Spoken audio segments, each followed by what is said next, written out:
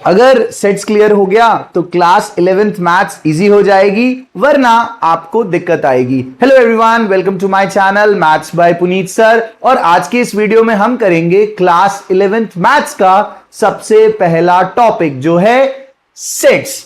अब सेट क्या कहता है? सेट कहता है it is a well defined collection of objects. Everyone knows objects क्या हैं। ऑब्जेक्ट मतलब कोई भी चीज की बात कर सकते हैं। आप मोबाइल की बात कर सकते हैं, आप वॉवल्स की बात कर सकते हैं, आप नंबर्स की बात कर सकते हैं, आप सिटीज की बात कर सकते हैं, प्लेसेस की बात कर सकते हैं। तो ऑब्जेक्ट में तो कोई प्रॉब्लम नहीं है। Next is collection. ये भी हम जानते हैं भाई, कलेक्शन मतलब हमें चीजों को एक साथ रखना है, उनका एक ग्रुप बनाना है, उन्हें ज्वाइन करके एक साथ कलेक्ट करना है, हो गया कलेक्शन। अब मैंने एक वर्ड ऐड कर दिया, well defined collection. Well defined is a very important word here. ये हमें बताता है कि आपका कलेक्शन सभी के लिए सेम होना चाहिए, अलग अलग नहीं हो सकता। कलेक्शन सेम बनना चाहिए। जैसे मैं आपको कहता हूं collection of first 5 natural numbers. अब हर एक बच्चा जो मैथ्स जानता है उसे पता है पहले 5 नेचुरल नंबर में 1 2 3 4 5 यही कलेक्शन बनाने के लिए सर कह रहे हैं। आप चेंज नहीं कर सकते कलेक्शन। यही अगर मैं आपको बोलूं इंग्लिश के वॉवल्स लिख दो तो आप कहोगे sir A E I O U, sir बन गया कलेक्शन। पर अगर मैं आपको कलेक्शन में बोल दूं collection of dangerous animals, collection of dangerous animal, भाई मैंने यहां पर वर्ड बोल दिया डेंजरस। अब वर्ड डेंजरस वेल डिफाइंड नहीं है। क्यों नहीं है वेल डिफाइंड? ये वर्ड सब्जेक्टिव है। Person to person opinion change हो सकता है। भाई हो सकता है किसी को लायन डेंजरस लगे, कोई लायन से कभी मिला ही नहीं तो उसने कहा वो डेंजरस नहीं है, तो आपका कलेक्शन अलग बन जाएगा। एक और एग्जांपल लेते हैं। जैसे मैंने आपको बोला collection of good cricketers in India. अब good cricketers, word good again is not well defined. हो सकता है आपके लिए गुड क्रिकेटर्स में आपके लिस्ट में धोनी, सचिन, विराट कोहली ऐड हो, किसी और की लिस्ट में इन तीनों के नाम नहीं हो, तो कलेक्शन यहां पर सेम नहीं बन रहा, अलग अलग कलेक्शन बन रहा है। मतलब कलेक्शन वेल डिफाइंड नहीं है। अगर कलेक्शन वेल डिफाइंड है तभी वो सेट होगा। समझ में आ गई मेरी बात? कलेक्शन वेल डिफाइंड मतलब set. It has to be same for everyone. आगे समझते हैं।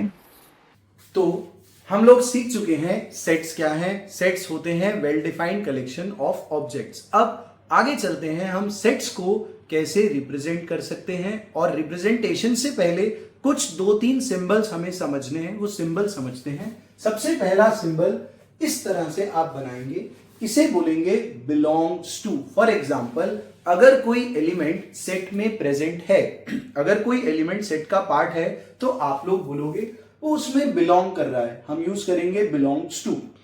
अगर सेट का पार्ट नहीं है, सेट का पार्ट नहीं है तो हम लगाएंगे डज नॉट बिलोंग्स टू। और एक छोटा सा सिंबल और सीख लो ना, इस तरह से अगर आपको कॉलम्स दिखते हैं तो इसका मतलब है सच दैट। चलिए समझते हैं सेट्स को कैसे हम रिप्रेजेंट कर सकते हैं। डिस्क्रिप्शन और representation of a set in 2 different forms. One is roster form and second is set builder form. अब आपका रोस्टर फॉर्म में सेट कर्ली ब्रैकेट्स में लिखा जाएगा और हर एक एलिमेंट को कॉमा से सेपरेट करेंगे। For example collection of first 5 natural numbers will be represented like this 1 2 3 4 and 5। और क्लास आप सेट्स को हमेशा कैपिटल लेटर से ही डिनोट करोगे, स्मॉल लेटर्स नहीं यूज करेंगे। तो हो सकता है मेरे सेट का नाम हो जाए capital A. A is 1 2 3 4 5। Roster form में हम एलिमेंट्स को कॉमा से सेपरेट करेंगे। चलिए समझते हैं दूसरी form, set builder form. Set builder form क्या कहता है? ऐसा फॉर्म जिससे सेट रिप्रेजेंट हो जाए, सेट बन जाए। अभी नहीं बन रहा, बाद में सेट जरूर बनेगा। तो मैं इसी को सेट बिल्डर फॉर्म से समझाता हूं। यहां पर आप लिखेंगे a is equals to x अब x क्या है ये बताना बहुत जरूरी है। x क्या होगा? सच that x is a natural number. x is a natural number. क्या मैंने सारे नेचुरल नंबर्स लिखे थे सेट में? नहीं, हमारे सेट में तो 1 2 3 4 5 था, तो वहीं तक जाएंगे ना। x is a natural number less than 6। खत्म बात। x is a natural number less than 6। तो आपने डिफरेंस देखा। रूस्टर फॉर्म में मैं सारे एलिमेंट्स आपको लिखकर दिखा रहा हूं, और यहां पर हम एक फॉर्म लिख रहे हैं जो सेट को बना देगी। For example x such that x is a natural number less than 6.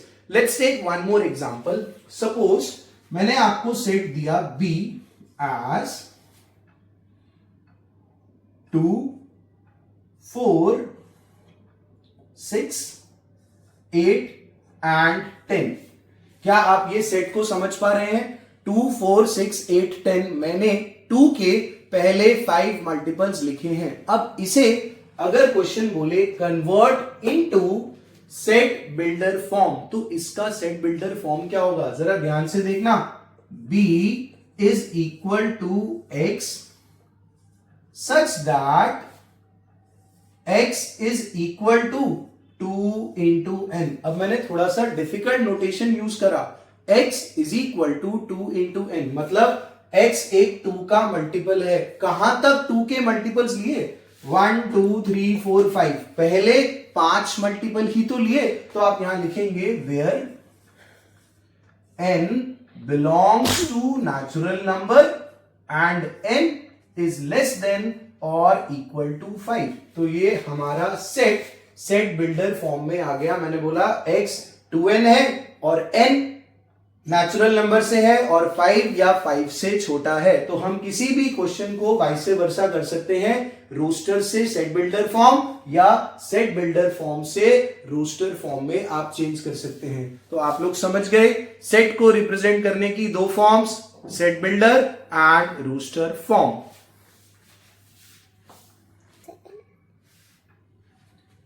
Okay, अब हम समझेंगे टाइप्स ऑफ सेट्स। तो सबसे पहला जो सेट आपको समझना है, सबसे सिंपल सेट और सबसे आसान, वो है empty set, also known as void set, also known as null set. From its name it signifies that कि हमारे सेट में कुछ भी प्रेजेंट नहीं है, मतलब हमारा कलेक्शन बिल्कुल एम्प्टी है। Means a set which does not contain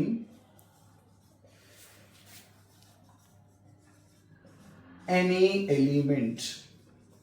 A set which does not contain any element will be considered as empty set, null set, void set. अब रिप्रेजेंट करने के लिए आप दो चीजें कर सकते हैं, या तो आप यूज करेंगे सिंबल 5 और if you want you can also use empty करली ब्रैकेट्स। भाई अगर आपने करली ब्रैकेट्स में कुछ भी इंसर्ट नहीं किया तो वो भी एम्प्टी सेट हो जाएगा, और अदरवाइज आप खाली 5 भी यूज कर सकते हैं। ये दोनों ही सिंबल्स एम्प्टी सेट के लिए यूज करे जाते हैं। अब एम्प्टी सेट का कोई एग्जांपल, ऐसा सेट जिसमें कोई एलिमेंट नहीं आए, वो आपका हो जाएगा एम्प्टी सेट। फॉर एग्जांपल अगर मैं बोलूं आपको A is a set which contains X such that x is an odd number divisible by 2, divisible by 2।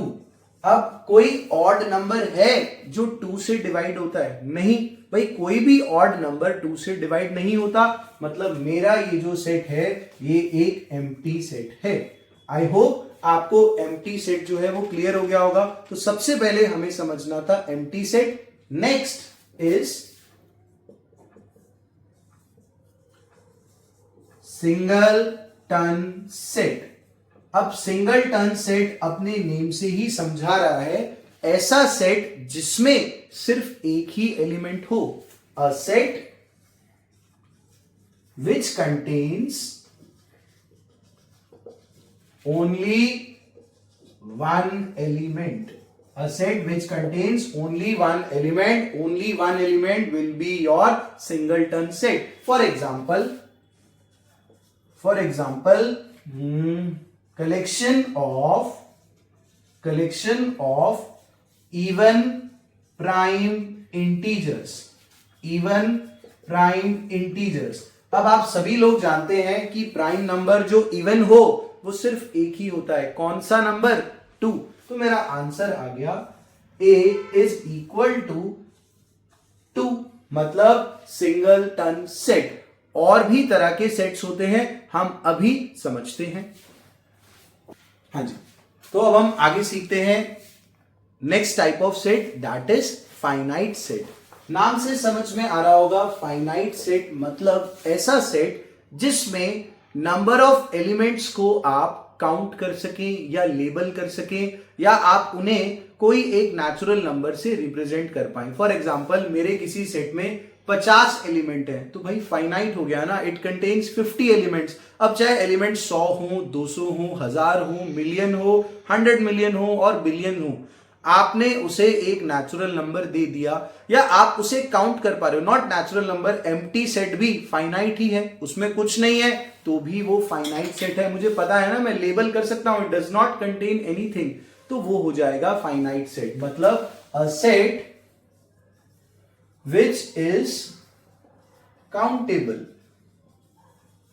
और कैन बी लेबल्ड। आप काउंट कर सकें या अगर लेबल कर सकें तो वो सेट हो जाएगा आपका फाइनाइट सेट। फाइनाइट सेट के बहुत सारे एग्जांपल्स हो सकते हैं। For example, A is 1 2 3 4 till a natural number n। भाई मैंने लास्ट में उसे कोई एक नेचुरल नंबर दे दिया, फिक्स कर दिया, मतलब ये हो गया हमारा फाइनाइट सेट। अब फाइनाइट सेट से भी बड़ा आगे चले जाएं तो हमारे पास आ जाता है इनफाइनाइट सेट। हाँ जी, इनफाइनाइट सेट। इनफाइनाइट सेट क्या होगा? जिसे आप काउंट नहीं कर सकते, आप उसे एक नेचुरल नंबर से लेबल नहीं कर सकते। मतलब a set which is uncountable, और आई से number of elements in that set are not fixed. Number of elements in that set are not fixed. That will be an infinite set. For example, real numbers. ये तो सबसे बढ़िया example हो गया infinite sets का। Real numbers को अगर आप ब्रेक भी करोगे, उसके पार्टीशन भी करोगे, तब भी इनफाइनाइट ही रहेगा। For example, real numbers between 5 and 8। अभी 5 और 8 के बीच में भाई बहुत सारे नंबर्स आ जाएंगे, मैं काउंट ही नहीं कर सकता, क्योंकि 5 के अगले बाद वाला नंबर भी नहीं पता। तो ये एक इनफाइनाइट सेट हो गया, और इसको अगर मैं ब्रेक भी करूं तब भी वो इनफाइनाइट सेट ही आ रहा है। तो हमारे टाइप्स ऑफ सेट्स में इनफाइनाइट सबसे इंपॉर्टेंट है, हम इसको बार बार डिस्कस करेंगे। अगली वीडियो में हम सीखेंगे subsets, Venn diagram, operation on sets, जो एग्जामिनेशन पॉइंट ऑफ व्यू से बहुत इंपॉर्टेंट है। तो सारी वीडियोस जरूर देखें। Thank you.